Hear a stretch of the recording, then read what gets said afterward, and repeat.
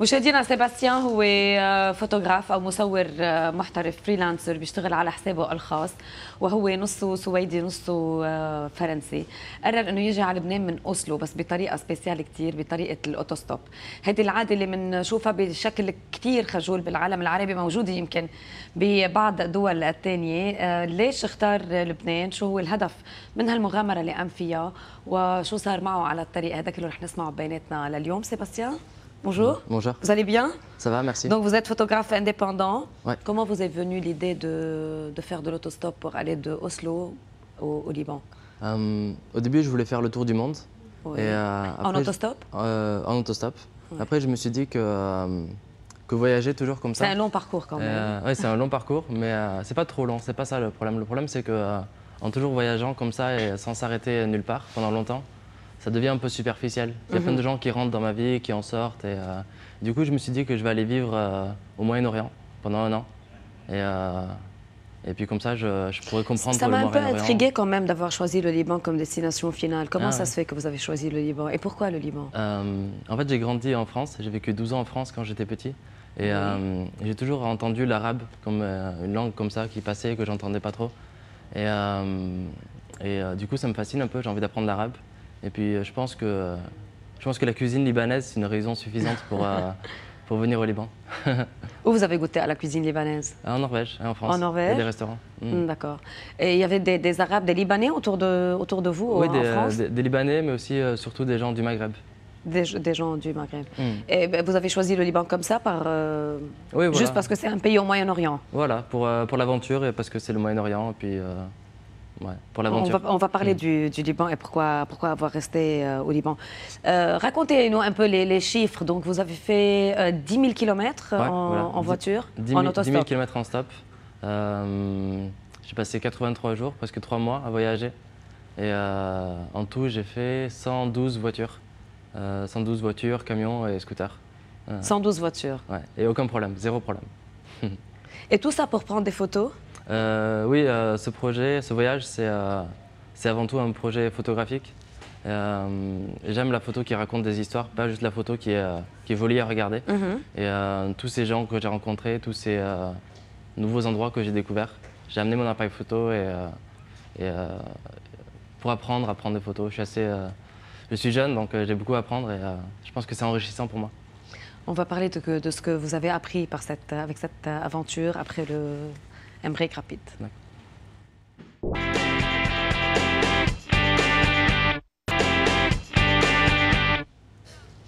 منتابع حديثنا مع سيباستيان دال. وسيباستيان كان عم بخبرنا قبل البريك انه هو اجى من اوسلو، يعني عمل 10,000 كيلومتر تقريبا بمده 3 شهور ب 112 سياره بطريقه الاوتوستوب وصل على لبنان. والهدف الاول منه كان مش بس المغامره، كان ايضا التقاط الصور على الطريق، لانه بيعتبر انه الصوره منا فقط صوره، هي صوره لتعبير عن قصه معينه.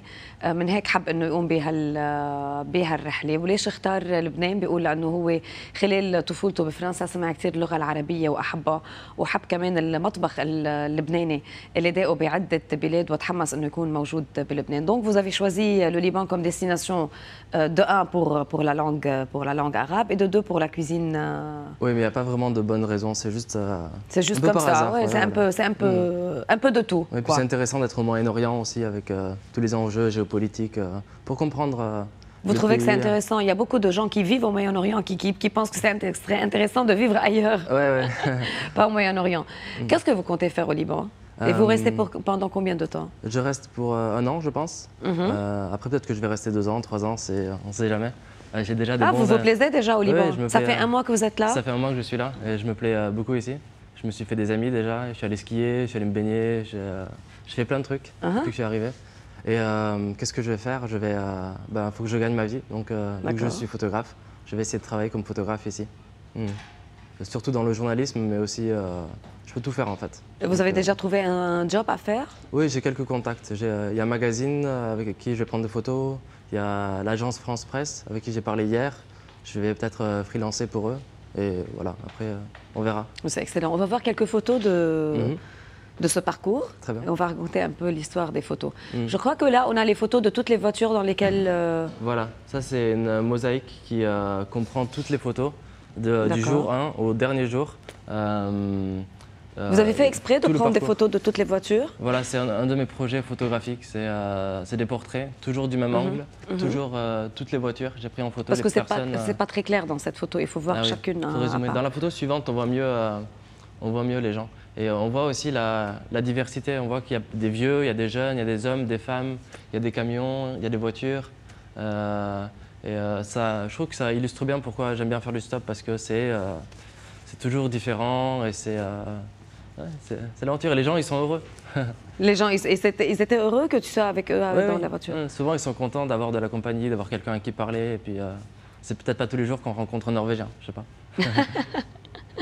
Voilà, donc ça, c'est quelques portraits que j'ai pris sur le trajet. Ça, c'était au Danemark. Et vous êtes devenu un peu ami avec les gens qui vous ont transporté? Oui, absolument. Il y a plein de gens avec qui je garde contact, notamment avec Facebook, c'est facile. Ça, c'est aux Pays-Bas. Ça, c'est en Autriche. Ça, c'est au Monténégro et en Bosnie. La personne à droite, elle m'a laissé dormir chez elle. D'accord. Sur la voiture rouge? Ouais. Avec la voiture rouge. Ça, c'est au Kosovo. Le Kosovo, c'était un des grands highlights du voyage. Pourquoi? On va en parler tout à l'heure. On va en parler. Ça, c'était en Turquie. En Turquie. Une des dernières voitures qui m'a prise en stop après la Cappadoce. De la Turquie, tu as fait la Syrie pour arriver à Tripoli? Non. Non? Qu'est-ce que tu as fait? Ma mère ne voulait pas. Non, puis je pense pas que c'était raisonnable. Donc en fait, j'ai cherché un bateau et j'ai trouvé un bateau qui voulait bien m'amener du sud de la Turquie, à Tripoli, au Liban. Et donc j'ai demandé si je pouvais prendre le bateau gratuitement. Ils m'ont dit d'accord. Et finalement, j'ai dû payer un tout petit peu d'argent parce qu'il y a eu des petits problèmes. Mais j'ai presque fait tout le trajet de Oslo à Beyrouth gratuitement. Gratuitement, sans rien payer, sans rien faire? Sans rien payer. Qui s'est arrêté pour vous transporter? En général, quel genre de voiture? Pas les moyens de transport comme bus, taxi et autres? Non, ouais, en général, quand je fais du stop, c'est des voitures, c'est des particuliers. C'est pas trop des camions ou des bus. C'est surtout des voitures, des particuliers, des hommes seuls. Mais bon, après, c'est toujours des gens très différents. Des fois, c'est des familles entières. Des fois, c'est des hommes seuls, comme j'ai dit. Ça peut être des jeunes, des vieux, des riches, des pauvres. C'est ça qui fait que c'est intéressant aussi. Sébastien, vous avez passé à peu près 3 mois en route. Qui vous a logé? Où vous avez dormi? Vous n'avez rien payé? Pas d'hôtel, pas de frais? Ça va vous paraître un peu bizarre, mais quand j'étais dans une ville où je connaissais personne, je frappais aux portes, où je demandais aux gens dans la rue avec mon sac à dos sur le dos. Et je disais bonjour, je suis en voyage, est-ce que je peux dormir chez vous? C'est pas vrai, et ils disaient oui? Les gens, la plupart des gens disent non, mais je trouve toujours quelqu'un qui dit oui. Ça prend peut-être 3, 4, 5, 6... Tu peux laisser le micro s'il te plaît, laisse le micro tranquille. D'accord, merci. Bon, c'est bon. Ça prend jamais beaucoup de temps. Je trouve toujours quelqu'un qui dit oui pour me Et loger. ils acceptent tout de suite de te loger? Pas tout de suite, mais des fois ils y pensent un peu et après... Ils disent oui. Et après ils disent oui. Il y a beaucoup de gens qui ont très peur de prendre la voiture de quelqu'un d'autre, de voyager en autostop, de dormir chez quelqu'un. Ouais, tu n'as jamais eu peur? Non, ça fait... Maintenant j'ai 24 ans et j'ai fait mon premier vrai voyage en stop quand j'avais 18 ans. Et donc ça fait 6 ans que je fais du stop à chaque fois que je peux, quand je suis en vacances ou... voilà. Donc je sais que c'est un moyen de transport sûr et sympa parce que si ça avait été dangereux, l'autostop, en 6 ans il me serait arrivé au moins une mésaventures. Aucun incident n'est arrivé pendant 3 mois? Non, je me suis jamais rien fait voler, il n'y a jamais des tortues ninja qui sont venues m'attaquer ou quoi que ce soit. C'est toujours des bonnes aventures. Et vous voyagez léger avec un sac à dos et votre appareil photo? Voilà, un gros sac à dos et mon appareil photo. That's it. That's it. Quelles régions vous ont plu? Quel itinéraire? On a vu des photos de Monténégro, de Kosovo, de la Turquie. Quel itinéraire vous avez choisi? Donc j'ai fait 17 pays. 17 pays, d'accord. À partir de la Norvège, je suis allé... Je suis pas très bonne en géographie, donc il faut me dire tout l'itinéraire. D'accord. Après, il y a la Suède. Et entre la Suède et le Danemark, il y a un pont, donc j'ai pris le pont avec une voiture. Et après Danemark, Allemagne, Pays-Bas, Belgique, France. Après la France, l'Italie, la Slovénie, l'Autriche.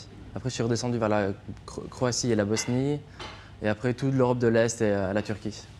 Et vous êtes arrêté dans tous les pays, dans toutes les régions à peu près? Oui, voilà. En fait, quand j'arrivais dans un nouveau pays, je demandais aux gens que je rencontrais sur la route, est-ce qu'il y a des choses à voir dans ce pays? Est-ce qu'il y a des villes qui sont plus ou moins intéressantes?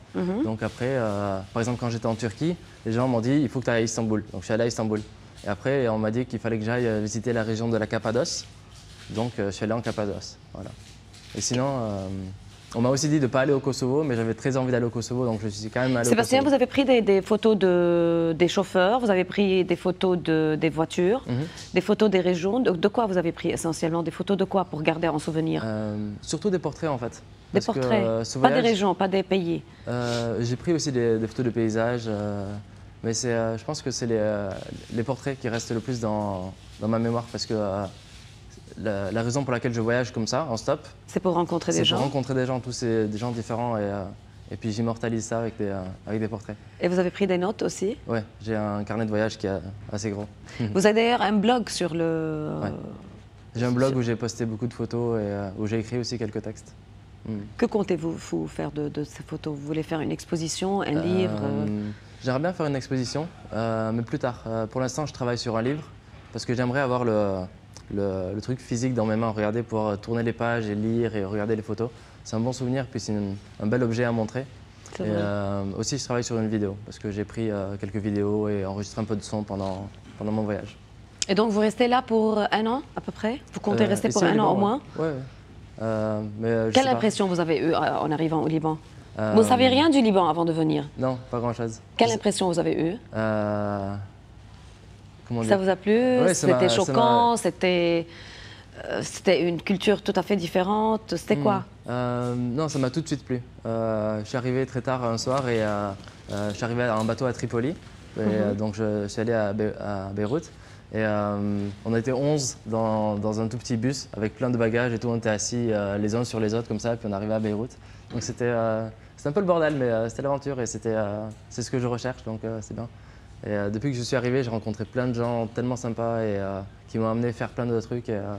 D'ailleurs, les ça me Libanais plaît sont beaucoup très aussi. accueillants, ça c'est connu, ils sont connus pour ça. Ouais. Et on vous loge ou vous avez loué une place ou vous Au vivez début, comment? j'étais logé par des gens que j'ai rencontrés.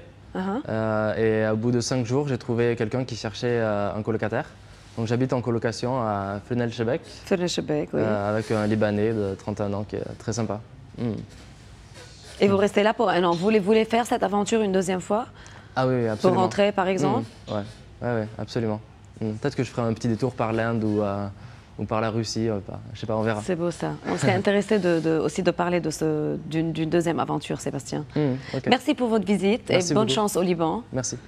Et j'espère que vous y plairez et que vous trouverez un travail comme vous le souhaitez. Ok, merci. هناخد بريك مشاهدينا، من بعد رح نكون مع شيف مارون، خليكم معنا.